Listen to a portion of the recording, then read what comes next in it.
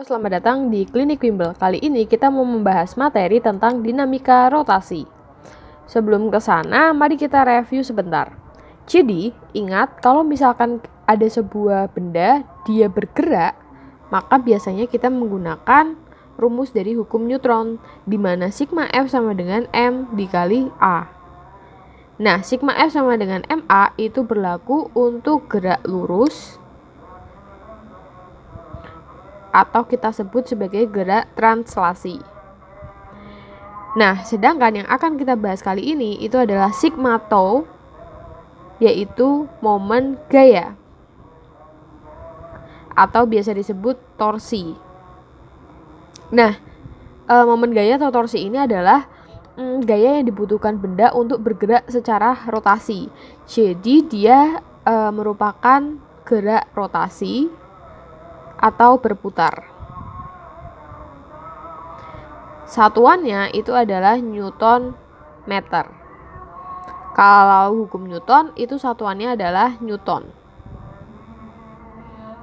Nah, sigma tau sendiri itu memiliki rumus F dikali L, atau ada juga F dikali R. Ini itu sama aja.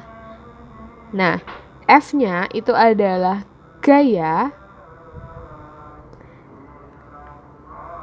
L atau R itu biasanya kita sebut sebagai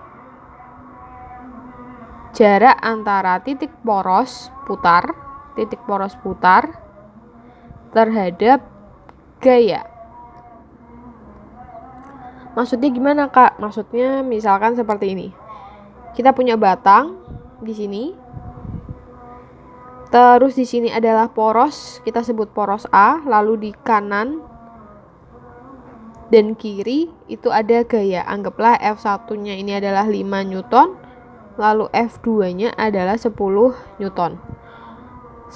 Sebelum masuk ke sini, ada satu hal yang perlu kalian tahu. Jadi, kalian harus membuat kesepakatan terlebih dahulu atau menyesuaikan dengan guru yang di sekolah. Maksudnya gimana? Jika arah putar gayanya searah jarum jam, maka kita anggap bernilai positif. Kalau berlawanan, kita anggapnya negatif. Tapi dicek lagi di sekolah kalian diajarinnya gimana. Nah, maksudnya berlawanan gimana? Misalkan ini adalah jarum jam. Oke. Dikatakan searah itu apabila misalkan berputarnya ke sini. Ya kan? Kan urut nih dari 9, 10, 11, 12, 3 dan seterusnya. Jadi ini adalah yang searah. Kalau berlawanan berarti kebalikannya. Dari 12 mundur dia 11, 10, 9. Itu yang berlawanan. Nah, pada contoh ini, di batang ini misalkan ditanyakan torsi pada poros A. Rumus torsi itu adalah F dikali L. Nah, kita hitung dulu nih F1. F1 tentuin dulu dia searah atau berlawanan. Gaya itu selalu menuju poros melalui arah terdekat. Maksudnya gimana? F1 ini untuk menuju ke A itu bisa aja muter ke sini, ya kan? Atau bisa aja secara logika ke sini. Tetapi arah yang ke sini itu lebih jauh, jadi kita tidak menggunakan. Jadi kita gunakan yang paling dekat, yaitu ke sini. Arah ke sini itu artinya dia searah jarum jam, ya enggak? Nih, sama ya arahnya ya. Oke, artinya apa? Artinya F1 itu positif. Nah, hubungan antara F1 dengan batang atau dengan poros itu sudah tegak lurus. Jadi nanti kita tidak menggunakan sudut atau kita tetap tulis F1. Tinggal dikalikan L. L-nya itu apa? L-nya dari F1 menuju titik A. Anggaplah di sini 2 misalkan. Berarti nanti L-nya kita ganti 2. Karena ada 2 gaya, maka yang satu ditambah. Bisa aja ditambah, bisa aja dikurang. Nah, sekarang kita cek dulu. F2 itu berputarnya ke sini. Dia searah jarum jam, ya kan? Berarti nanti juga positif.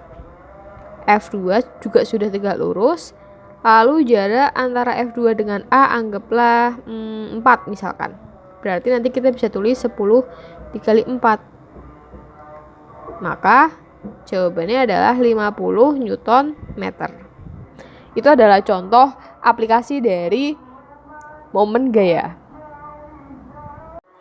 Selanjutnya, gimana Kak kalau misalkan kita menjumpai gaya yang tidak tegak lurus, contohnya seperti F2.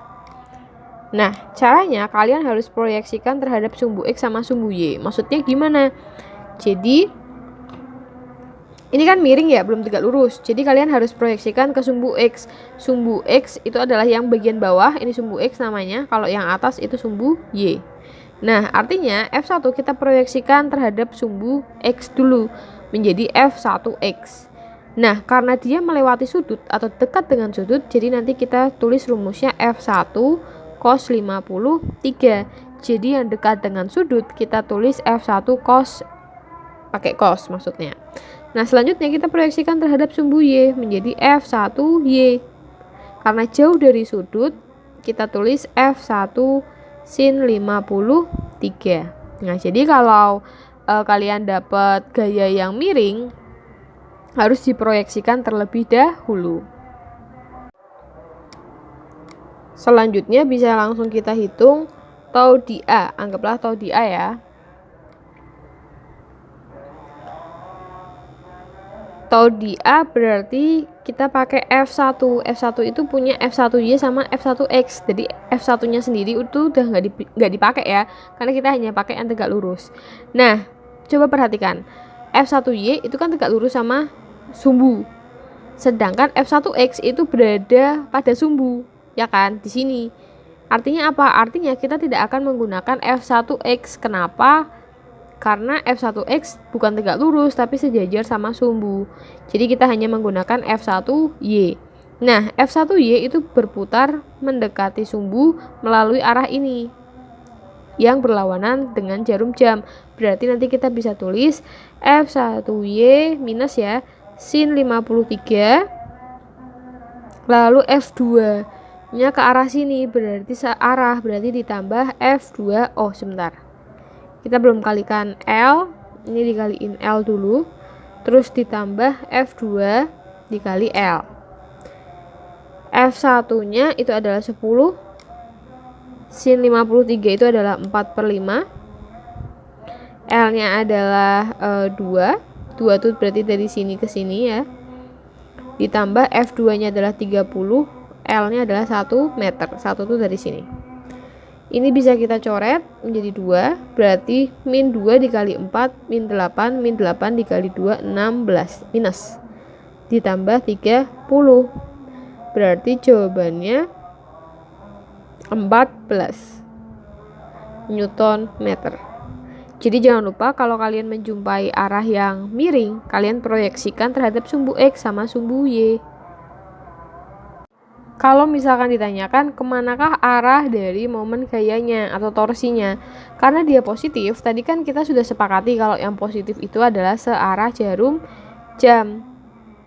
Jadi nilai 14 Newton meter ini kan positif, artinya dia searah jarum jam. Itu kalau misalkan ditanyakan arahnya. Selanjutnya kalau misalkan terdapat pada benda yang berputar, di situ ada F1, F2, F3. Yang ditanyakan adalah torsi sigma tau pada poros A. Nah, ini gimana nih? F1, kita lihat F1. Untuk menuju ke A, dia arahnya ke sini, berarti searah jarum jam, makanya dia positif. Nah, F1 itu sudah tegak lurus, di sini ada tandanya. Berarti tinggal F1 dikali L. L-nya berapa? L-nya ya dari sini ke titik A. Berarti L-nya itu kita bisa ganti R. Lalu F2 itu kan berputarnya ke sini. Berarti dia berlawanan. Dan dia sudah tegak lurus. Berarti kita tulis F2 dikali jarak ke sini itu juga R. Maka kita kali R. Selanjutnya F3. F3 itu juga sudah tegak lurus, arahnya dia ke sini, artinya dia berlawanan dengan arah jarum jam, berarti minus lagi. F3. Nah, dikali berapa? Sejauh R. Jadi kita tulis R. Maka F1 adalah 10, R-nya adalah 2, min F2-nya adalah 20 dikali 2 juga. F3-nya adalah 30 dikali 2 juga menjadi 20, 40, 60. Jadi nanti jawabannya adalah min 80 Newton meter. Untuk arahnya, karena dia negatif, maka dia berlawanan dengan jarum jam.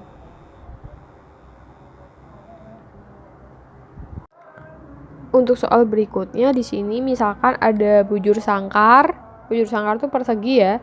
Lalu memiliki poros A dan ada gaya-gayanya. Lalu kita ditanyakan adalah momen gaya pada poros A. Nah, ingat untuk torsi itu gayanya harus tegak lurus dari poros. Misalkan F1 kan di sini. Dia kan belum tegak lurus nih sama poros, ya kan? Ini kan ada garis bantu nih.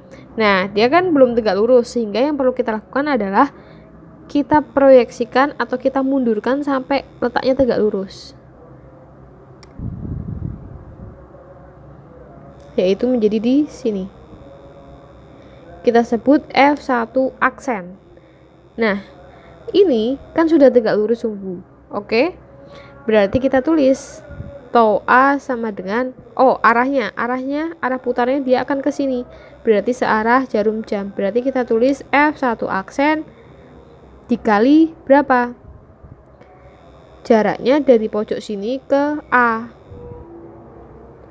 Sisinya kan 2, berarti ini 1 cm ya, karena dari sini ke sini itu 2 cm. Ke sini itu 2 cm.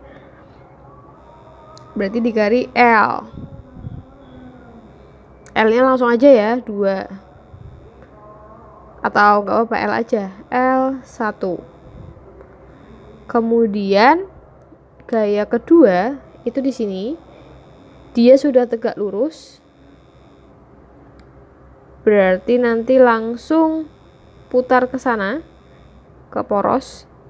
Dia kan berlawanan, berarti nanti F2 dikali jaraknya, berarti dari sini ke sini 1 juga. Oh sebentar, L ini kan miring ya, jadi nanti jaraknya itu dari sini ke sini, berarti pakai diagonal.